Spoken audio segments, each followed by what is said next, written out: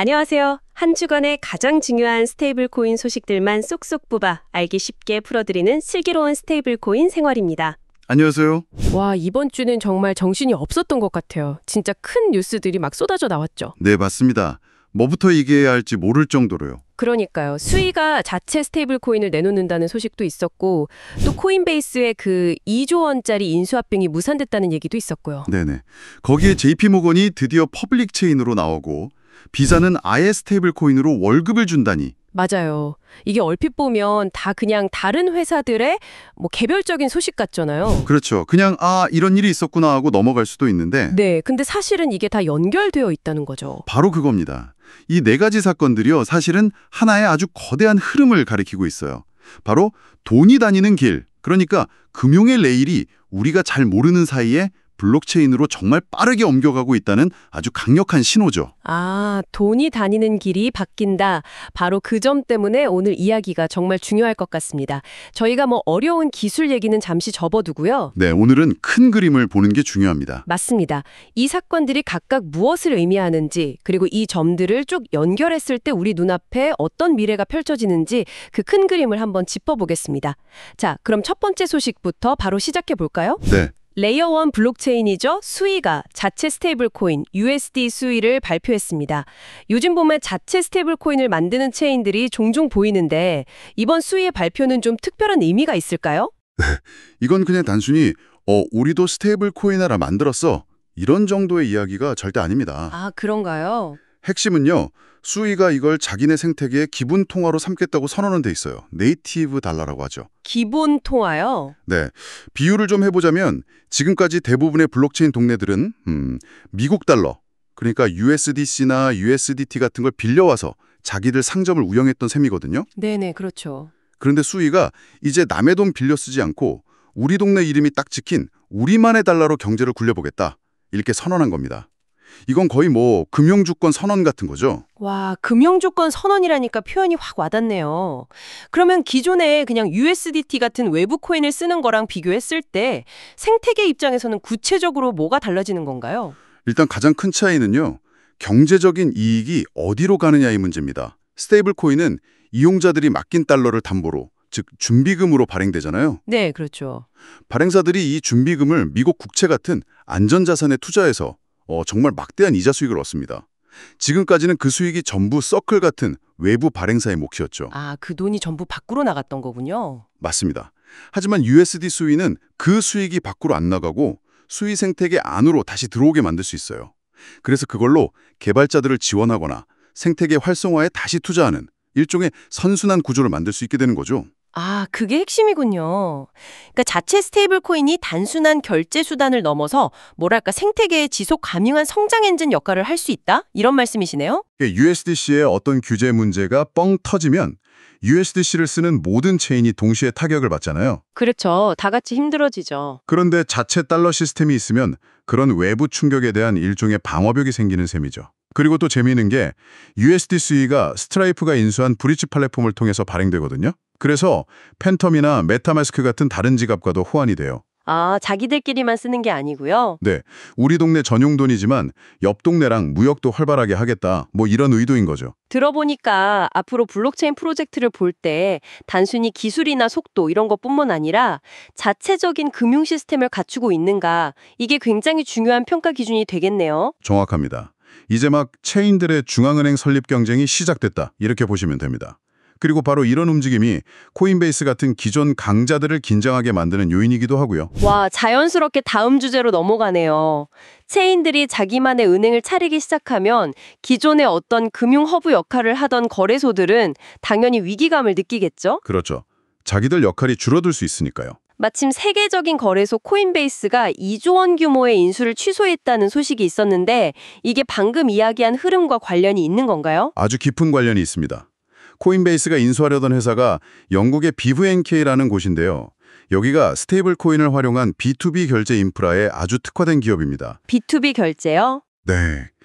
코인베이스는 이 회사를 20억 달러에 인수해서 스테이블 코인 기반의 결제망을 단숨에 확보하려는 큰 그림을 그리고 있었던 거죠. 이걸 쉽게 말하면 단순한 코인 거래소를 넘어서서 스테이블 코인 시대의 글로벌 결제 은행이 되겠다. 이런 야심을 드러낸 겁니다. 와, 야심이 엄청나네요. 그런데 그 계획이 갑자기 멈춘 거잖아요. 2조 원이면 정말 어마어마한 돈인데 왜 인수를 포기했을까요? 방향성이 바뀐 걸까요? 아니요. 방향성이 바뀐 건 절대 아닙니다. 코인베이스는 이미 USDC 발행사인 서클에 직접 투자하고 있고 또 파생상품 거래소 대리빗도 인수하는 등 스테이블 코인 생태계의 조각들을 계속 맞춰나가고 있거든요. 네네. 이번 인수 취소는 그 큰 그림의 일부가 그냥 잠시 보류된 것뿐입니다. 시장에서는 아마도 규제 불확실성이나 아니면 2조 원이라는 가격 자체에 대한 부담감 때문일 거라고 추측하고 있죠. 그렇군요. 그럼 이번 인수 취소가 시장에 던지는 메시지는 뭐라고 봐야 할까요? 저는 한 2가지 정도로 봅니다. 첫째는 신중함이에요.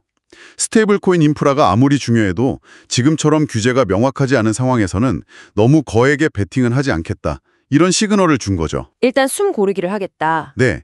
그리고 둘째가 더 중요한데 이 사건을 통해 거래소들의 진짜 목표가 드러났다는 겁니다.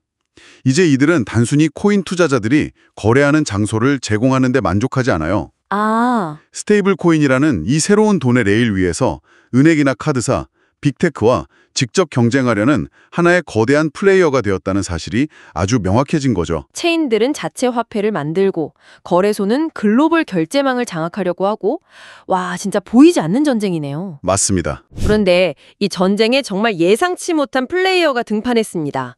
바로 전통금융의 끝판왕, JP모건입니다. JP모건이 코인베이스의 블록체인 베이스에 진출했다고요. 네, 바로 이 소식이 이번 주 뉴스의 하이라이트라고 할 수 있습니다. JP모건이 자신들의 JPM 코인을 코인베이스의 베이스 네트워크 위에서 쓸 수 있게 한다고 발표했습니다. 이건 정말 역사적인 사건입니다. 그 정도인가요? 네, 월스트리트의 심장이 블록체인이라는 새로운 혈관에 직접 피를 공급하기 시작했다. 이렇게 볼 수 있는 거죠. 그런데 JP모건은 자기들 코인을 스테이블 코인이라고 안 하고 굳이 예금 토큰이라고 부르더라고요. 아마 청취자분들도 이 차이가 궁금하실 것 같은데 왜 이렇게 용어를 구분해서 쓰는 건가요? 그거 굉장히 중요한 질문입니다. JP모건이 예금 토큰, 디포짓 토큰이라는 말을 고집하는 데는 아주 명확한 전략적인 의도가 있습니다. 전략적 의도요? 네, 스테이블 코인은 발행사가 준비금을 운용하는 일종의 전자화폐나 머니마켓 펀드, MMF와 비슷한 성격을 가져요.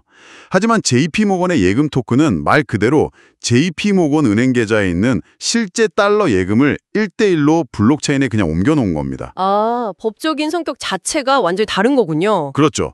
이건 은행법 테두리 내에서 움직입니다. 예금자 보호도 받을 수 있고요. 모든 거래가 은행의 엄격한 규제 감독 하에 있죠. JP모건은 이걸 통해서 우리가 만든 온체인 달러는 너희가 쓰는 스테이블 코인이랑은 근본부터 다르다. 훨씬 안전하고 신뢰할 수 있는 진짜 돈이다. 이 메시지를 던지고 있는 거예요. 와, 스테이블 코인 시장을 전제하면서 동시에 그 시장의 규칙을 자기들한테 유리하게 재편하려는 아주 영리한 전략인 거죠. 와, 정말 치밀하네요. 은행의 안정성이랑 블록체인의 효율성을 합친 무슨 하이브리드 무기 같은 느낌인데요. 이게 현실화되면 어떤 일들이 가능해지는 거죠? 정말 상상 이상의 일들이 가능해집니다. 예를 들어서 일부 분석가들은 앞으로 JPM 코인하고 USDC가 베이스 체인 위에서 자유롭게 교환될 수 있을 거라고 봐요. 아, 은행 돈이랑 코인 돈이 섞이는 거네요? 바로 그겁니다. 은행 시스템의 돈과 크립토 네이티브 자금이 퍼블릭 블록체인 위에서 아무 경계 없이 섞이기 시작한다는 의미죠. 24시간 365일 돌아가는 온체인 은행 예금이 탄생하는 겁니다.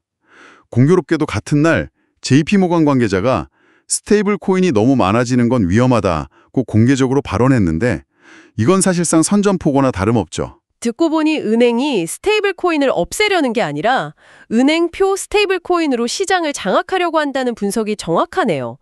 지금 한국에서도 예금 토큰 논의가 한창인데 정말 눈여겨봐야 할 흐름인 것 같습니다. 네, 아주 중요합니다. 자, 이제 마지막 소식입니다. 이번엔 우리한테 가장 친숙한 플레이어죠. 카드사, 비자 이야기입니다.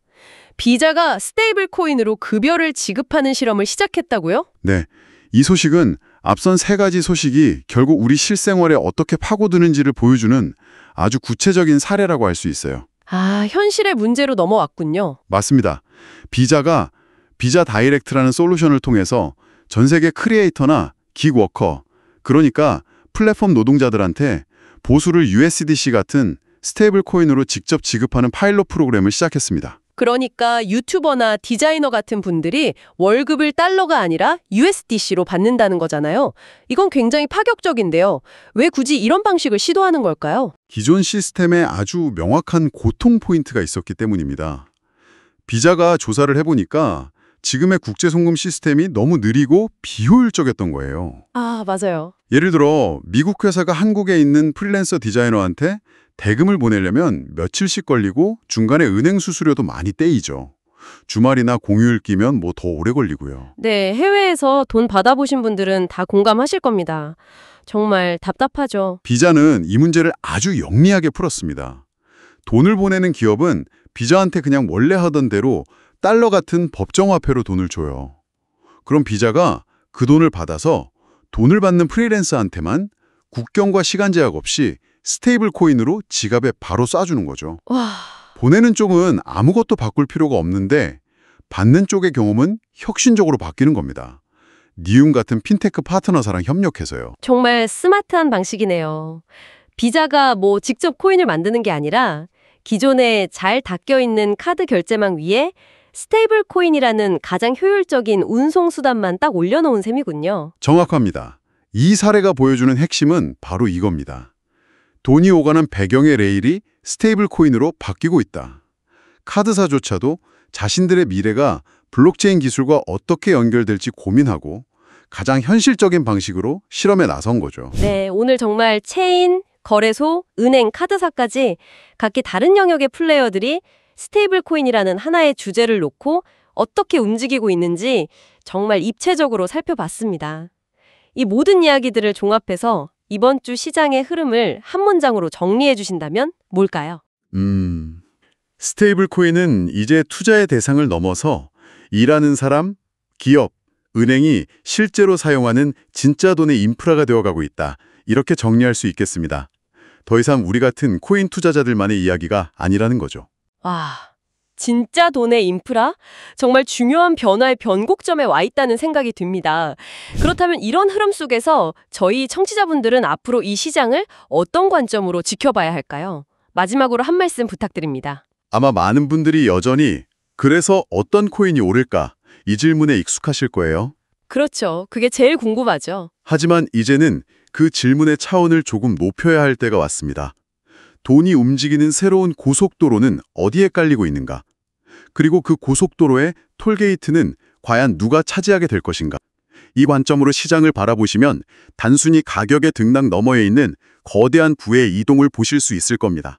아, 돈의 길이 바뀌는 바로 그 길목을 지켜보는 것, 그게 미래를 읽는 가장 중요한 열쇠가 될 거라고 생각합니다.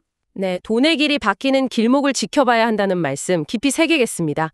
오늘 이야기가 이번 주 시장의 큰 그림을 이해하시는데 큰 도움이 되었기를 바랍니다. 슬기로운 스테이블 코인 생활, 오늘 저희가 준비한 소식은 여기까지입니다. 감사합니다. 오늘 내용이 유익하셨다면 주변에 널리 공유해 주시고요. 저희는 다음 주에 더욱 흥미로운 소식으로 돌아오겠습니다. 감사합니다.